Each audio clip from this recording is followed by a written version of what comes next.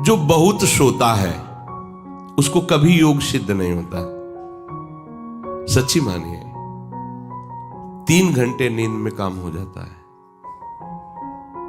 अधिक से अधिक 4 घंटे।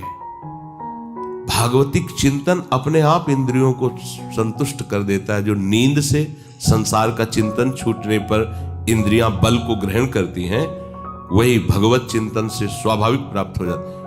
आनंद पूर्वक जैसे सुख को हम सहते, ऐसे हम दुख को सह जाएंगे, क्योंकि हमारा स्वरूप दुख सुख से परे है। हमारे आराध्य देव, हमारा लक्ष्य दुख सुख से परे है। वो तो सच्चिदानंदमय है, पर ये बातों से नहीं होगा, स्थिति से होता है। स्थिति कब आती है? अभ्यास करने से। अगर आप अभ्यास परायण रहेंगे ऐसा होगा। ये सोना हमारे लिए बहुत हानिकारक है और ये सोना हमारे लिए लाभदायक भी है। दोनों बात समझना। जिसका स्वभाव बन जाता है कि जहां बैठे वहीं सो गए, जहां बैठे, ऐसा हमने देखा है। बैठे 2-4 मिनट जहां एक घोंटा बजने लगे, ये क्या है? ये दलिद्र क्यों? अरे तुम साधक हो, ये दलिद्रता क्यों? क्या यही उपासना में तुमने सिद्धि प्राप्त की है? जहां बैठ जाओ वहां तुम लड़खड़ा गए, लार बहने लगी, सोने लगे, घोटा बजने लगे। ये दलिद्रता है, ये तमोगुणी है। ऐसा नहीं। एक बार नींद को समय दिया है, 3 घंटे 4 घंटे, आ जाए तो आ जाने, उसको निमंत्रण नहीं देना, राधा राधा राधा, और जग कर फिर वैसे ही अपनी दिनचर्या। कोई भी फर्क नहीं पड़ना।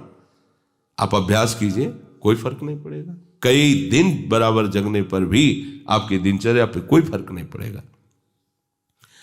जो अपना स्वभाव बिगाड़ रहे हैं वो अपना नाश कर रहे हैं। अधिक पड़े हैं, सो रहे हैं, ये ठीक बात नहीं है।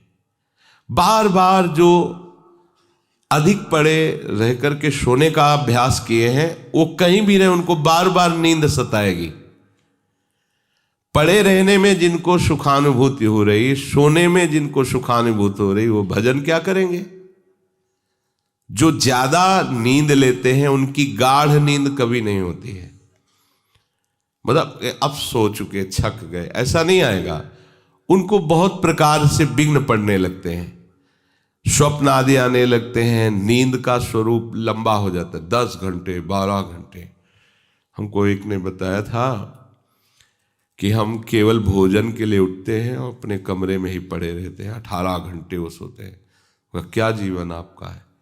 ये जीवन है? सोना बहुत हानिकारक है। अरे हम परमार्थ के पति के जितनी बार नाम जप कर लिए वो हमारे बैंक में जमा हो गया। सो के क्या बर्बाद करना है? 3 घंटे 4 घंटे, इसके 5-6 घंटे वो उनके लिए है जो बहुत श्रम परायण है, परिश्रम करते हैं शरीर से, साधक के लिए नहीं।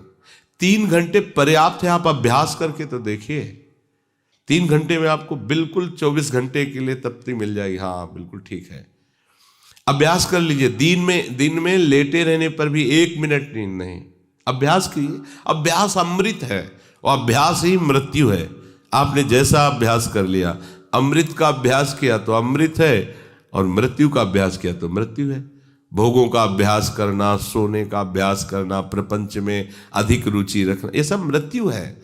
नामामृत, लीलामृत, रूपामृत, धामामृत, इसका अभ्यास करो, अमृत है ये। शरीर उसका बहुत सोने पर भी आलस्य से भरा रहेगा।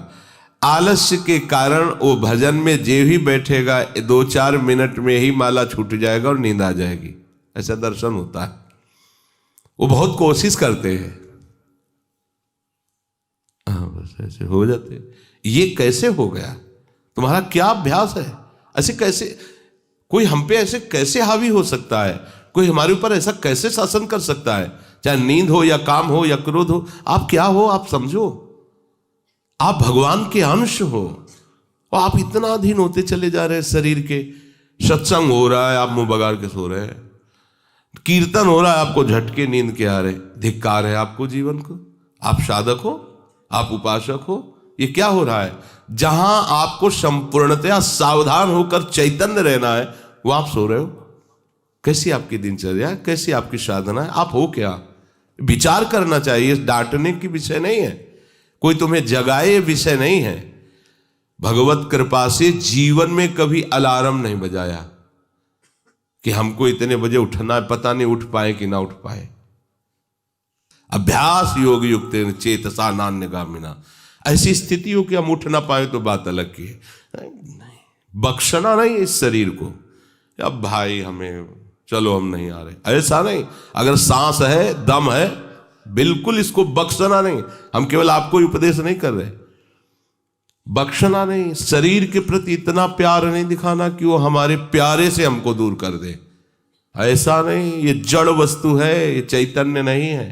तुमसे ये चैतन्य है, तुम अपनी चैतन्यता को समझो, इसके अधीन हो रहे हो। ये तो बहुत बुरा लगता है जब कोई साधक सत्संग में या माला लेकर भजन करने में या पाठ करने में सो रहा है, तब लगता है। ग्रंथ सामने खोला है, थोड़ा पाठ कर, ऐसे ऐसे। एक जगह दर्शन किया, दर्शन कर ले जाते थे, वो भागवत का स्वाद है।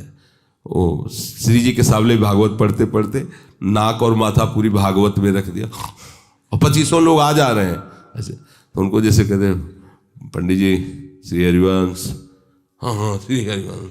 अब ये हो क्या रहा है, ये क्या हो रहा है? अगर आपके अंदर नींद है तो आप चैन से 1-2 घंटे सो लिए दीजिए और फिर बैठिए, चैतन्य होकर बैठिए।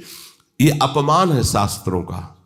आप चैतन्य घन प्रभु के वचन पढ़ रहे हैं, आपको नींद आ रही, प्रभु की चर्चा हो रही, आपको नींद आ रही। कभी विषय चर्चा में आपको नींद आई? कभी फिल्म देखने में नींद आई? नौटंकी नाटक देखने में, रिश्ते नातेदारों से बात करने में, रिश्ते नातेदारों, आपका लड़का विदेश में रह रहा हो, उसकी कोई बात बता रहा हो, आपको नींद आएगी? नहीं आएगी।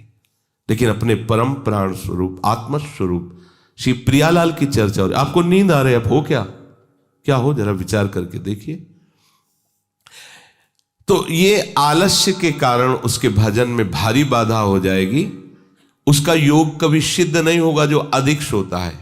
सबसे प्रार्थना है, आप अपने लिए नींद का समय निश्चित करें अपने हिसाब से, शरीर का परिश्रम देख करके।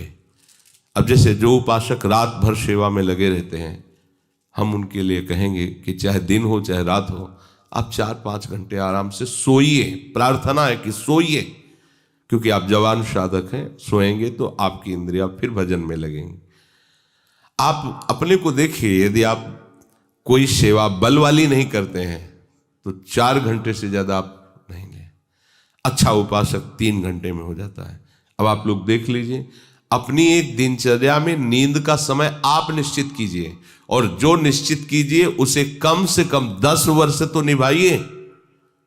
यहां 2-4 दिन में दिनचर्या बदल जाती है, ऐसे नहीं होना है। साधु का ऐसा नहीं होता, कुछ नियम लो तो 10-5 वर्ष तो चलो, 2-4 दिन में सब फिसल जाते हो, क्या फायदा है। एक नियम लो, हम इतने घंटे सोएंगे, हम छूट देते हैं आपको, आप अपने आप ने नियम लो कि हमारा इतने घंटे में हो जाएगा। उस घंटे को आप लिख लो अपने सामने कि मुझे इतने घंटे केवल सोने के लिए सत्संग में अनुमति है, क्योंकि हमने वहां इतना नियम लिया था। आप ले, बताने की जरूरत नहीं। आपके द्वारा लिया हुआ नियम फिर आपसे कभी नहीं टूटना चाहिए। स्वीकार करो आप अंदर से कि आप इतना सोएंगे, पर लिमिट हम बता देते हैं। शरीर अधिक श्रमित जो सेवा में होता है 5 घंटे, गृहस्थी है तो 6 घंटे, साधक है 4 घंटे। भजनानंदी को कहना ही नहीं पड़ेगा, 3 घंटे में हो जाता है। इसी के अंतर्गत आप चयन कर लीजिए। 6 से 7 में मत बढ़ना, क्योंकि सत्संगी हो, इतना भारी श्रम तुमसे नहीं होता। बलराम ब्रजवासी है, 20 वर्ष की बात बता रहे हैं, एक दिन की नहीं, 20 वर्ष की नित्य दिनचर्या से वृंदावन की परिक्रमा, और कितनी मेहनत से चक्की चला करके 150 रुपया करके घर परिवार चलाना, संत सेवा करना, सत्संग सुनना, ये सब गृहस्थ है, परिवार है, भागे घूम रहे हैं परमार्थ के लिए, नंगे पैर पूरे वृंदावन। 20 वर्ष पानी गिरे, पत्थर गिरे, कोई मतलब नहीं। इतनी इतनी एड़ी फट गए एकदम। अब उनको क्या कहोगे? साधु नहीं कहोगे तो क्या कहोगे? ब्रजवासी हैं, रात दिन प्रभु का नाम स्मरण, सत्संग, परिक्रमा सब कर, और मेहनत उठा उठा के बोरा भर बेचना, उसमें कहीं 10, 20, 50 रुपया बचा लेना, परिवार का पोषण करना। आपके लिए तो कोई सेवा ऐसी नहीं मेहनत वाली, फिर आप इतना लंबा सफर कैसे सोच सकते हैं? वो गृहस्थ होते हुए 2-2:30 बजे जगते हैं, तब अपनी दिनचर्या पूरी करते हैं। हो सकता है रात्रि के 10-11 बज जाते हो, दिन में वो चौकी में रहते, कब सोते होंगे। और 20 वर्ष की दिनचर्या हम उसकी बता रहे हैं। आप विचार करो, आप साधक हैं, आप विरक्त हैं, या आप संसार से निवृत्त होकर वृंदावन वास करें, आप कितना सोते हैं? ये बंद करो, शरीर को सुखी करना बंद करो। ये शरीर को सुख देने की बात महादुख मोल लेना है। निश्चित करो आप अपने समय को सोने का। कर लिया? कर लिया? हाँ, अपना समय निश्चित करो। जो समय निश्चित किया हो, 4 घंटे, 5 घंटे, 6 घंटे, ये धाम है, यहां झूठ नहीं चलेगा। अगर 6 घंटे निश्चित किया तो 6.25 घंटे नहीं होना चाहिए। उसी को आप विभाजित कर लीजिए। 4 घंटे रात्रि में सो लीजिए, 2 घंटे दिन में सो लीजिए। आपको अगर 6 घंटे सोना है, 4 घंटे सोना है, 3 घंटे आप रात्रि में, 1 घंटे दिन में विश्राम। अगर आपका रात्रि में हो जाता है तो दिन में विश्राम की जरूरत नहीं। आपको इस पर आना पड़ेगा। आपसे कांच छुड़वा रहे हैं, मणि पकड़ा रहे हैं आपको, घाटे का सौदा। आप क्या कर रहे हो? मणि देकर कांच खरीद रहे हो, और आपका कांच छुड़वा के मणि। इंद्रनील मणि श्याम मनोहर 7 कुंभ तन गोरी, इनके समीप चलना है, इनकी जूठन पाना है, इनके साथ खेलना है। ये सौभाग्य प्राप्त करने के लिए जो असत धारणाएं हैं उनको मिटाना होगा।